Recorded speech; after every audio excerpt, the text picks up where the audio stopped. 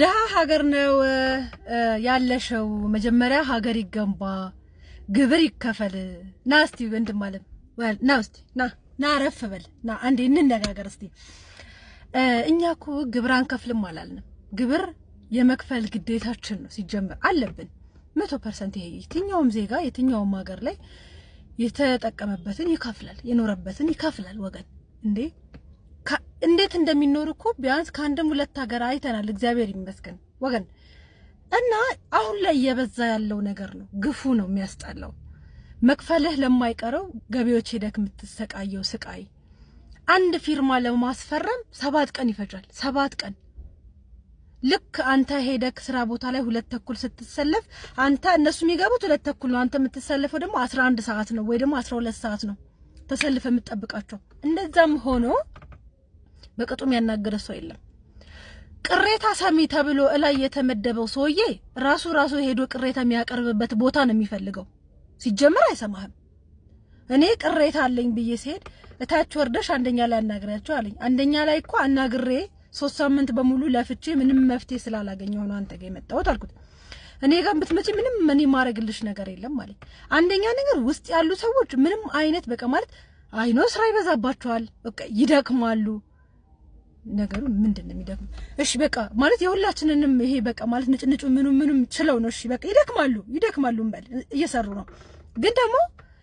ለሚጠየቁት ጥያቄ እንኳን በአግባቡ አያስረዱህም እንዴ ገናታችን ማጻን ስንወጣው ስለ ታክስ አውቀን የምንወጣው ነው መሰለኝ የሚመስላቸው አንድ ሰው ሲመጣ ሂሳብ መዝገብ ያዝ እንደዚህ ነገር ያስፈልጋል እንደዚህ ነገሮች ካልያዝክ ግብሩ ከፍ ይልብሃል ቅጣቱ ከፍ ሊያርግብ ይችላል ብሎ በትህትና ማናገር ያባት ነው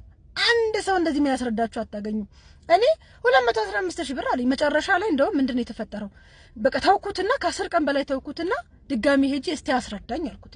እስቲ አስረዳኝ እኔ በጣም ግራ ገብቶኛል ስለ እንደዚህ ምናምን ነገር አለኝ በቃ ብቻ አወራኝ ነገር ማለት ነው እላይ ያሉት ጋር ስትሄዱ ሌላ ታሪክ እታች ያሉት ጋር ስትሄዱ ሌላ ታሪክ ሰው ናቸው ብላችሁ ስታወሩ ከመቼው አጋዘን እንደሚሆኑ አይታወቅም ታይቴና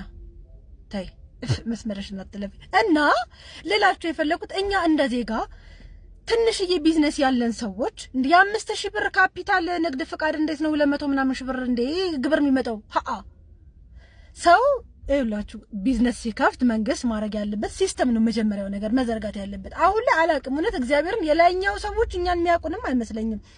በቃ ጉዳዩ ያለቀ ያለው ከታች ነው ስራ ቦታችሁ ቢታሸግ ስራ ቦታችሁ ምንም ነገር ቢሆን ማንንም የሚመለከተው ሰው የለም ወገን እንዴ አብደን እኮ ነው አብደን ጨልለን በጭጨን እስቲ ጌታ እስቲ እና በጤናችን አይደለም ማርያምን እኔ በበኩል አላቅም በጣም ብዙ ሰው አውቃለሁ በጣም ብዙ ሰው እኔ ከበፊትም ጀምሮ በጣም ብዙ ነገር ነው ማለት የደረሰብን ያለው እንደኔ ዓላማ ይሄ አልነበረም ከቤሩት እኮ ወደዚህ ስመጣ ማለት ነው $250 አገር አለኝ ብዬ $250 ከፍዬ እኮ ነው የእስር ቤት የገባሁት እንዴት እንደሚቆጨኝ አሁን መንግስት እሱን $250 ይመልስልኝ እኔ ከዚህ ሀገር ወጣለሁ በቃ እንዴ ማርያም የብሬን ነው እንዴ ስመጣ ከዚህ በፊት ምን ተባለ እንትን አሉ ደግሞ ኑ ሀገራችሁ ግቡ ተደራጅታችሁ መሬት ይሰጣችሁ ስሩ አሉ አንድ ጆተን ይገዝቼ የመጣው ሰሞን አቤት የበላውት ስቃይ አቤት የበላውት ፈተና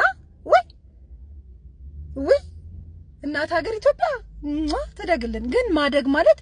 ወጣቱን ገሎ አይደለም ከ50% በላይ የሀገሪቷ ህልውና ወጣቱ እጅ ላይ ነው ያለው ይሄ ወጣት ለስራ እያለ መስራትን ከከለከላችሁት ልውጣ እያለ መውጣትን ከከለከላችሁት ልማር እያለ መማርን ከከለከላችሁት ወደፊት ምን ልታፈሩ እንደሆነ አላቅም ቤት መኪና ምናምን ቆንጆ ነገር ልናይ እንችላለን ግን ሰው አናይም እንደ በየቦታው በጣም ከባድ ነገር ነው ያለው ዝቅ ብላችሁ እዩን ነው የኛ ጥያቄ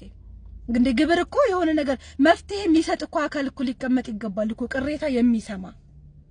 እንደ ወጣቱ ምን ሆነሃል ሊል የሚችል እንደ ምንድነው ችግራችሁ ሊል እኮ የሚችል እኮ አንድ ሰው ያስፈልጋናል እንደ ጆሮ ዳባ ምንድነው ልበስ እና ለላት እንዴ ጌታ መድኃኒዓለም ለከፉም ለደጉም የት እንደታሰርኩኝ እነግራችኋለሁ የመጣችሁ ተጠይቁኛላችሁ እናንተን ተማምኜ ነው መለፈልፈው